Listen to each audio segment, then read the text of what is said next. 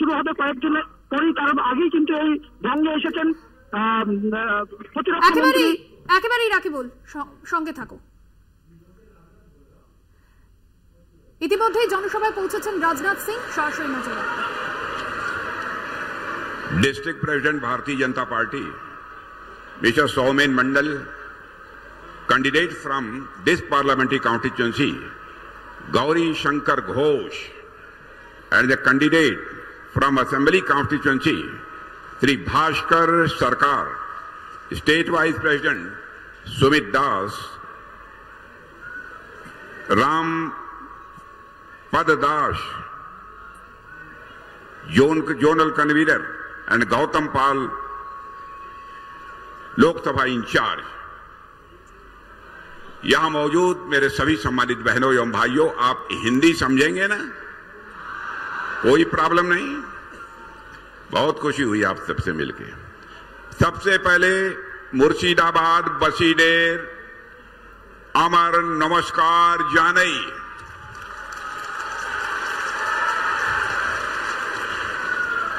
Bodo der के असर प्रणाम और छोटो डेर को अमर कोटि कोटि भालो बाशा।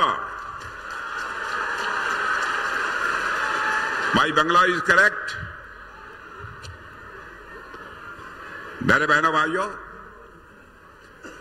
आज आपके बीच आकर मुझे बेहद खुशी हुई है।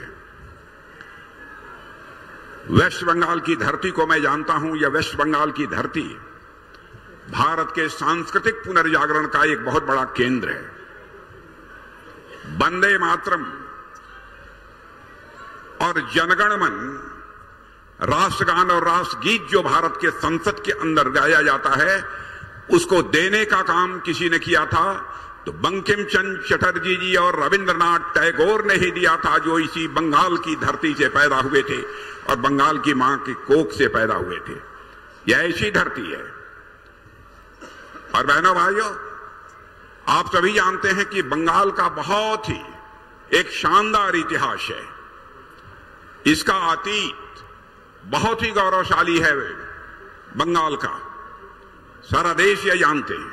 यह चैतन्य महाप्रभु जैसे संत इस धरती पर पैदा हुए, राजा राम मोहन और ईश्वर चंद्र विद्यासागर जैसे सोशल रिफॉर्मर, समाज सुधारक भी इस धरती पर पैदा हुए। सुभाष चंद्र बोस और डॉक्टर श्यामा प्रसाद मुखर्जी जैसे एक राष्ट्रवादी नेता भी इसी धरती पर पैदा हुए। आज क्या हो गया है इस बंगाल को? ममता दीदी के मुख्यमंत्री बनते ही पूरे पश्चिमी बंगाल में एक अराजकता का माहौल है। गुंडे बदमाशों के हौसले बुलंद हैं और यहां पर जो शरीफ लोग हैं, अच्छे इंसान हैं, वो सहमे हुए हैं, डरे हुए हैं। मेरे बहनों भाइयों, यह पश्चिमी बंगाल महान संस्कृति वाली विद्वानों की धरती है। लेकिन आजकल पूरे पश्चिमी बंगाल में एक अराजकता का माहौल है और सारे देश में यह अपने अपराध के लिए जानी जाती है और साथ ही साथ सांप्रदायिकता के लिए पश्चिमी बंगाल जानी जाती है। और पश्चिमी बंगाल जैसी धरती पर संदेश खाली जैसी घटनाएं होती हैं और यहां के मुख्यमंत्री महिला के रहते हुए इस प्रकार की घटनाएं घटित होती हैं। मैं आपको यकीन दिलाना चाहता हूं मेरे बहनों भाइयों, इस बार भारतीय जनता पार्टी का झंडा पश्चिमी बंगाल में फहरा दीजिए। हम ये देखते हैं किसने मां का दूध पिया है जो संदेश खाली जैसी घटना करने की जरूरत कर सकता है। यहां पर ईडी और सीबीआई भी जांच के लिए आते हैं, उनके ऊपर भी ये गुंडे बदमाश जो हमले करते हैं। कानून और व्यवस्था नाम की कोई चीज पश्चिमी बंगाल में नहीं बची है। और आप सभी जानते हैं, किसी भी राज्य के विकास की पहली शर्त होती है चुस्त दुरुस्त कानून और व्यवस्था होनी चाहिए। केवल यहां पर गुंडे बदमाशों के हौसले बुलंद हैं और संदेश खाली की जो घटना हुई है मेरे बहनों भाइयों, मैं कहना चाहूंगा भारत की ही नहीं दुनिया में जिन लोगों ने इस संदेश खाली घटना के बारे में सुना है, पूरी मानवता ही शर्मसार हुई है। और इस मैं जानता हूं गांधी और खादी का एक आपस में गहरा नाता है। और हमारी ममता दीदी भी खादी पहनती हैं, और खादी के आड़ में इस बंगाल में लूट हो रही है। क्या हो गया है ममता दीदी आपको? यहां पर जो परीक्षाएं होती हैं एसएससी की, टीईटी की, भर्तियों के लिए, रिक्रूटमेंट के लिए जो परीक्षाएं होती हैं उसमें भी घोटाला, लॉटरी घोटाला, जहां सुनिए वही पश्चिम बंगाल में घोटाला। कभी कभी लगता है कि आप तृणमूल कांग्रेस हैं या कांग्रेस हैं, यह बात समझ में नहीं आती। और ममता दीदी, मैं कहना चाहता हूं, आपके नाम में ही ममता है, आपके नाम में ही ममता है। ममता तो मां का स्वभाव होता है, फिर आपको जनता का दुख दर्द क्यों नहीं दिखाई देता है? क्यों नहीं जनता का दुख दर्द का एहसास होता है? मैं यहां आपसे पूछना चाहता हूं।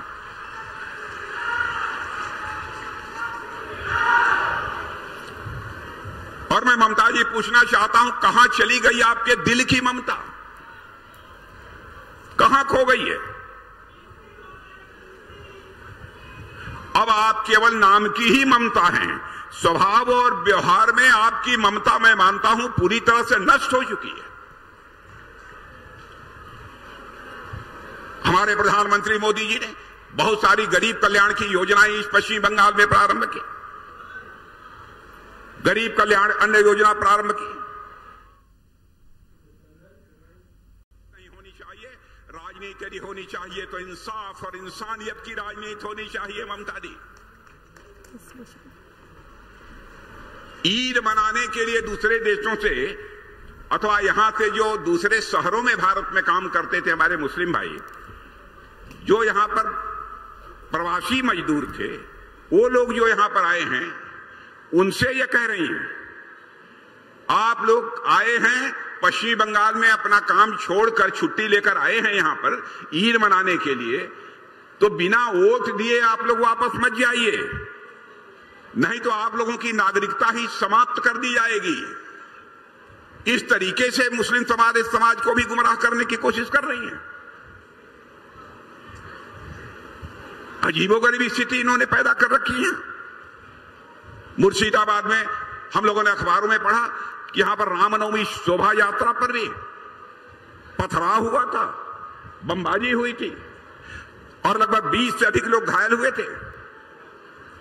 आज मैं यह कहने के लिए आया हूं ममता दी, अब आपकी सरकार का पाप का घड़ा भर गया है, अब का पाप का घड़ा फूटने वाला है, अब कोई रोक नहीं सकता है। टीएमसी के अंत का आगाज हो चुका है मेरे बहनों भाई। आज हमारे प्रधानमंत्री मोदी जी किस तरीके से देश को चला रहे हैं। भारत का कद मेरे बहनों भाइयों सारी दुनिया में बढ़ा है। पहले भारत अंतर्राष्ट्रीय मंचों पर कुछ बोलता था, भारत की बातों को जितनी गंभीरता पूर्वक लिया जाना चाहिए नहीं लिया जाता था, लेकिन आज भारत अंतर्राष्ट्रीय मंचों पर कुछ बोलता है, सारी दुनिया कान खोलकर सुनती है कि भारत बोल क्या रहा है। यह भारत की हैसियत सारी दुनिया में बन गई है। और जिस प्रधानमंत्री ने भारत का कद, भारत का स्टेचर सारी दुनिया में बढ़ाया है, उसके बारे में आप अनाप शनाप बातें करती रहती हैं, जनता को गुमराह करती रहती हैं। और मैं आपको बतलाना चाहता हूं बहनों भाइयों, यूक्रेन और रूस का युद्ध चल रहा है 2 साल से। आप लोगों को मालूम है कि नहीं रूस और यूक्रेन का युद्ध चल रहा है? कितने लोगों को मालूम है? हाथ उठाइए। बहुत लोगों को मालूम है। इधर मालूम है रूस और यूक्रेन का युद्ध चल रहा है। मेरे बहनों भाइयों, 2 साल से रूस और यूक्रेन के भी युद्ध चल रहा है। बड़ी संख्या में दोनों देशों के लोग मारे जा रहे हैं। मिसाइल, बम, तोप रूस की तरफ से भी चल रही है, यूक्रेन की तरफ से चल रही है। बड़ी संख्या में लोग मारे गए। हमारे भारत के बहुत सारे बच्चे यूक्रेन में पढ़ाई करते थे। कोई एमबीबीएस कर रहा था, कोई इंजीनियरिंग कर रहा था, कोई और पढ़ाई कर रहा था, मैनेजमेंट का कोर्स कर रहा था। उनके माता पिता जो भारत में थे, उनको चिंता इस बात की हुई कि रूस की तरफ से बराबर मिसाइल, बम, गोले, तोप चल रहे हैं, कहीं हमारे बच्चे की जिंदगी को खतरा न पैदा हो जाए। तो उनका एक डेलीगेशन प्रधानमंत्री जी से मिला और प्रधानमंत्री जी से अनुरोध किया कि प्रधानमंत्री जी चाहे जैसे भी हो, हमारे बच्चों को आप यूक्रेन से बाहर निकाल कर ले आइए। अब देखो बहनों भाई, हमारे प्रधानमंत्री का कद कितना बड़ा है। उन्होंने तुरंत रूस के राष्ट्रपति मिस्टर पुतिन से बात की और यूक्रेन के राष्ट्रपति मिस्टर जेलेंस्की से बात की। 4.5 घंटे के लिए युद्ध रुक गया और हमारे 22,000 भारतीय बच्चे यूक्रेन से चलकर भारत आ गए। यह है हमारा भारत, यह है हमारा भारत। और ममता जी, क्या यह सब आप नहीं देखती हैं? क्या हो रहा है भारत में? आपको चाहे मार पीट खरीद जैसे भी हो, पश्चिम बंगाल में सरकार बननी चाहिए। इसी बात की आपको चिंता रहती है। आप इस बात का पता लगा लेना बहनों भाइयों, हमारे प्रेस के मित्र यहां खड़े हैं, मैं इनको भी कहूंगा, हमारी बात यदि कोई गलत हो, आप अपने न्यूज़पेपर अखबार के पन्नों पर लिख देना, राजनाथ सिंह आए थे और जनता को गुमराह करके चले गए। हमारी गलती होगी तो मैं स्वीकार कर लूंगा। और यह बात मैं कहने जा रहा हूं कि पंडित जवाहरलाल नेहरू जब भारत के प्रधानमंत्री थे, वह भी बार बार कहते थे कि मैं भारत से गरीबी मिटाना चाहता हूं। इंदिरा जी आई, इंदिरा जी ने भी कहा मैं गरीबी मिटाना चाहता हूं। और राजीव गांधी जी आए, उन्होंने भी कहा कि मैं गरीबी मिटाना चाहता हूं। लेकिन बहनों भाइयों, गरीबी नहीं मिट पाई। पहली बार आजाद भारत में हुआ है कि यह मैं नहीं कह रहा हूं, पीएम नहीं कह रहे हैं, नीति आयोग ने कहा है, दुनिया के बहुत बड़े बड़े अर्थशास्त्रियों ने कहा है कि मोदी जी के भारत का प्रधानमंत्री बनने के 7-8 वर्षों के अंदर ही भारत से 25 करोड़ लोग गरीबी रेखा के बाहर हो गए हैं। मेरे बहनों भाइयों, अब इससे बड़ी उपलब्धि और क्या हो सकती है? यह आपको दिखाई नहीं देता है। धन दौलत के मामले में, इकोनॉमी की साइज, धन दौलत, अर्थव्यवस्था के आकार के मामले में हमारा भारत दुनिया के देशों में 11वें स्थान पर खड़ा था।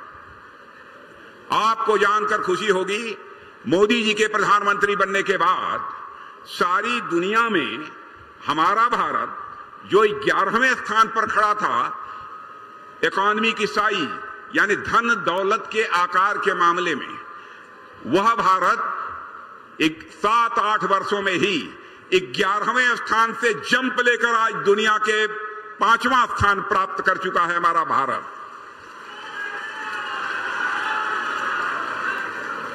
और आज बड़े बड़े अर्थशास्त्री, बहुत बड़ी बड़ी फाइनेंशियल फर्म यह दावा कर रही हैं, सबसे तेजी से आगे बढ़ने वाली अर्थव्यवस्था दुनिया में किसी देश की है तो हमारे और आपके देश भारत की है। मेरे बहनों भाइयों, और उनका यह भी कहना है, अब इस सच्चाई को नकारा नहीं जा सकता कि 2027 यानी आज के 3 साल के अंदर ही हमारा भारत भारत की अर्थव्यवस्था दुनिया के टॉप 3 कंट्रीज में आकर खड़ी हो जाएगी। क्या ममता दी, यह सब आपको दिखाई नहीं देता है? और आप केवल चाहे जैसे भी समझकर, नाप तौल कर तब गौरीशंकर घोष को चुनाव के मैदान में उतारा है। तो ये बतलाइए, गौरीशंकर घोष को जिता देंगे? जिता देंगे? जिता देंगे तो एक बार हाथ उठाकर ताली सब लोग बजाइए, तो मैं मान लूं जिता देंगे।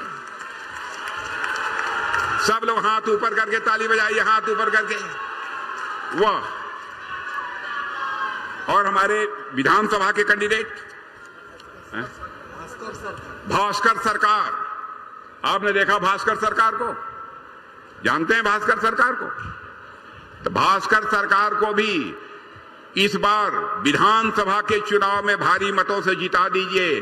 संदेश चला जाएगा, अगली जो पश्चिम बंगाल सभा की विधानसभा आएगी उसमें बहुमत यदि किसी का होगा तो भारतीय जनता पार्टी का बहुमत होगा। मेरे बहनों, तो इसलिए आज इससे ज्यादा कुछ न कहते हुए मैं आप सभी को धन्यवाद देते हुए अपनी बात समाप्त करता हूं और अंतिम बात मैं कहूंगा, यदि आपने गौरी शंकर घोष और हमारे विधायक इन दोनों को आपने चुनाव जिता दिया, ये पक्का मानिए मैं दूसरी बार मैं फिर से आप सबके बीच में आऊंगा। और यदि मैं दूसरी बार आपके बीच में आऊंगा, अपना स्वागत कराने के लिए नहीं आऊंगा। दूसरी बार यदि आप सबके बीच में आऊंगा तो एक बार शीश झुकाकर आप सभी का स्वागत करने के लिए आऊंगा, आप सभी का अभिनंदन करने के लिए आऊंगा। आप सबको बहुत बहुत धन्यवाद। बोलिए भारत माता की।